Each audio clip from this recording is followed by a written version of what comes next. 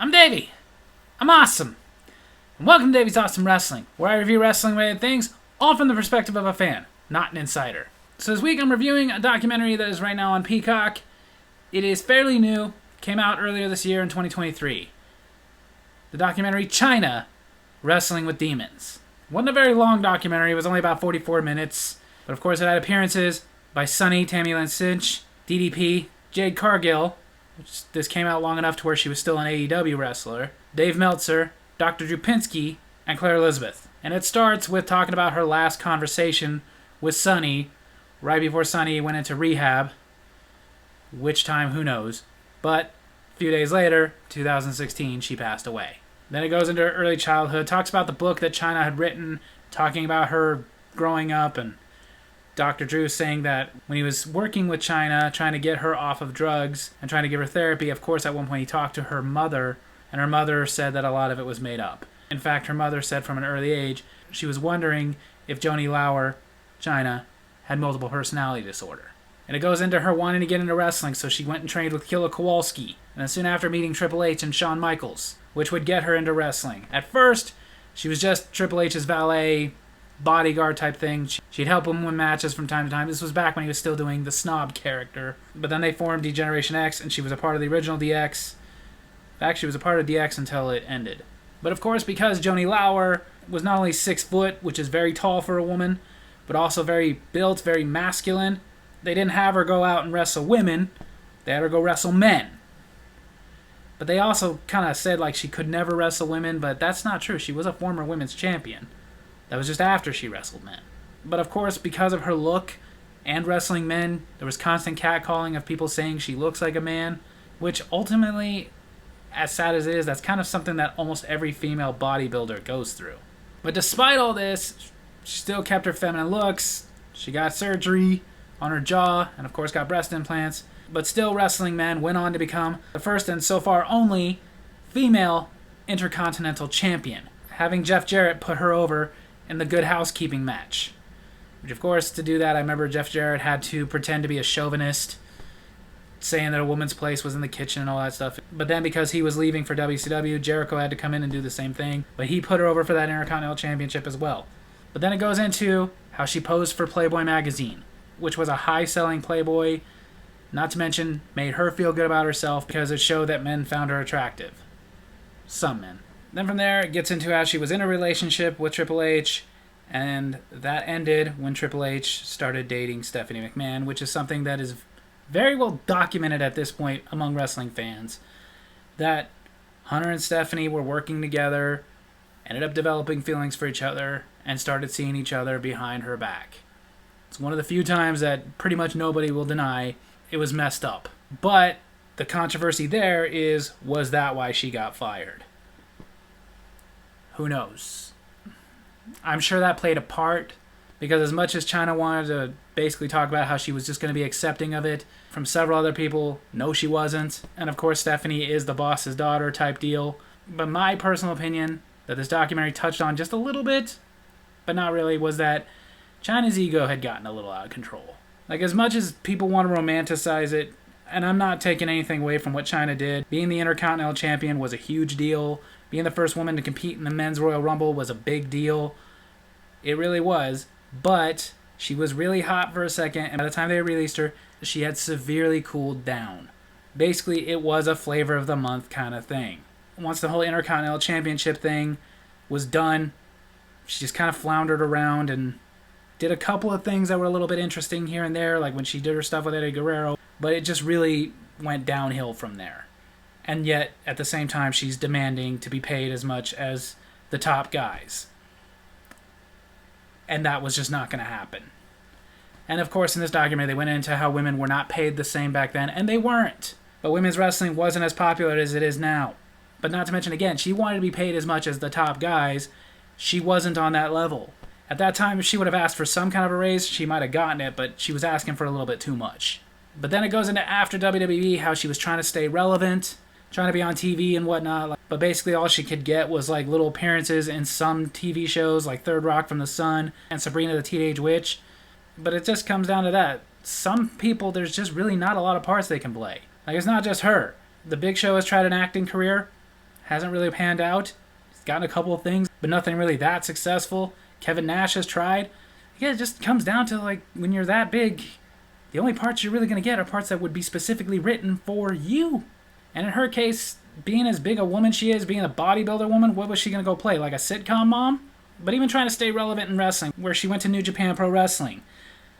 And it didn't really work out. Mainly because as much as people think that if you're a star in America, you're going to get over in Japan, not really.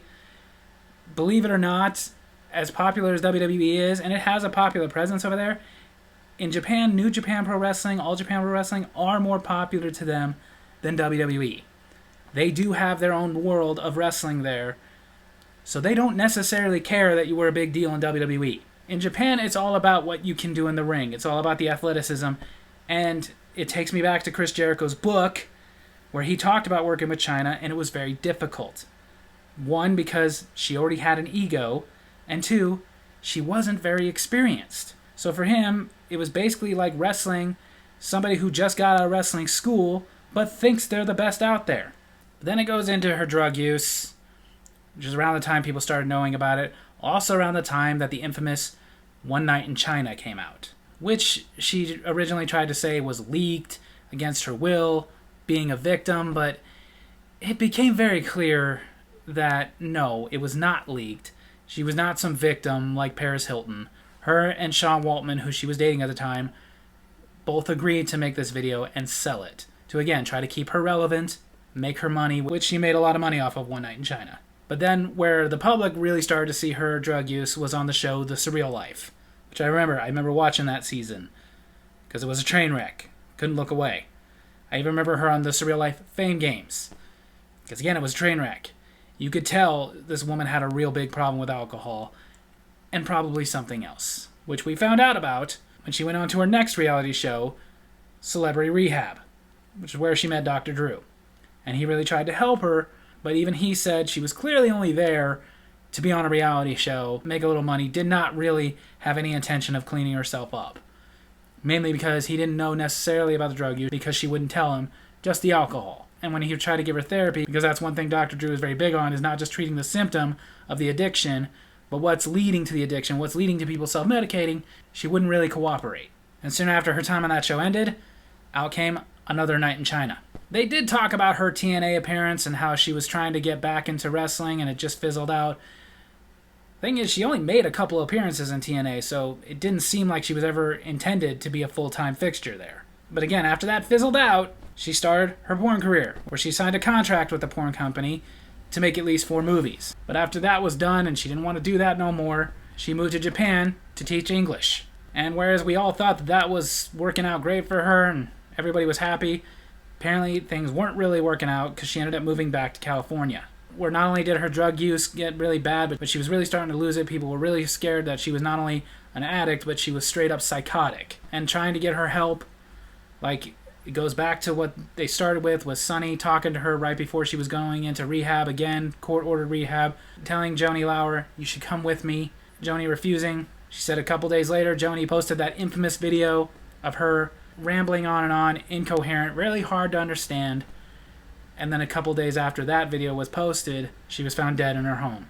So really overall with this documentary, Chyna Wrestling with Demons, if you're a wrestling fan, especially if you're a wrestling fan back in Chyna's heyday, sure, check it out. But I have issues with it. Like, everybody had nice things to say about Chyna, and I get why you would have nice things to say about Chyna, especially now when she's passed away. But I think there's a reason that this documentary is very short, even for a documentary. Because they're leaving huge chunks of stuff out. As a fan who's been a fan through the whole ride of this, in my opinion, they were way too complimentary to Chyna. And again, I get nobody wants to talk ill of the dead. I get that. But being realistic, you can't leave out all the bad stuff too. It seemed like this documentary just sat there and went, she was so great, she was such a trailblazer, everything that happened to her was unfair. And again, I disagree with that. I mean, I agree that she was a trailblazer, and I agree she did great things. I'm not going to say I wasn't a fan of Chyna at all around that time. I was. It was cool stuff. It was interesting. I remember her feuds with Jeff Jarrett and Chris Jericho. They were entertaining. I remember her time working with Eddie Guerrero. It was entertaining. I remember her with DX I remember when she first started and she was just an enforcer for Triple H, and it was really cool. But they act like she was that hot the entire time she was there. She wasn't. It was a novelty act. And in wrestling, novelty acts don't last. For a novelty act to last, the wrestler has to find a way to rise above that. Perfect example is Kane. Kane was a novelty act, but the wrestler, Glenn Jacobs, found ways to reinvent Kane and keep him lasting a long time. But then you get others that they don't find a way to last. Chyna was basically that. Once the novelty had worn off, and we were like, okay, what now? Nothing else. So by the time they let her go, she really had fizzled down. And her life after WWE, whereas they kind of portrayed her as being the constant victim, in some things, yeah, not in all. A lot of it was just her trying to portray herself as the victim. So, whereas I'm not trying to bash Chyna, so for us to get a complete story of Chyna, you can't sit there and just make her the victim. You've got to show more of where she actually messed up. Because, yeah, there's certain things that were messed up. Like, it is messed up that she's not in the Hall of Fame by herself. And hopefully someday she will be. Because she does deserve that for what she did in her career. But again, to me, this was just 44 minutes of Chyna was so great, Chyna was so wonderful, and nothing that happened was her fault. That's not the real story. So I recommend watch this documentary, but I also recommend go watch other stuff, go read other stuff about Chyna. Don't take this 100% to heart. So there you have it. That's my wrestling review this week. I hope you guys enjoyed it, and if you did, make sure to hit like, hit subscribe, hit the little bell so you get notifications when I post new videos, and leave a comment. Tell me what you thought of Chyna Wrestling with Demons. Love you guys.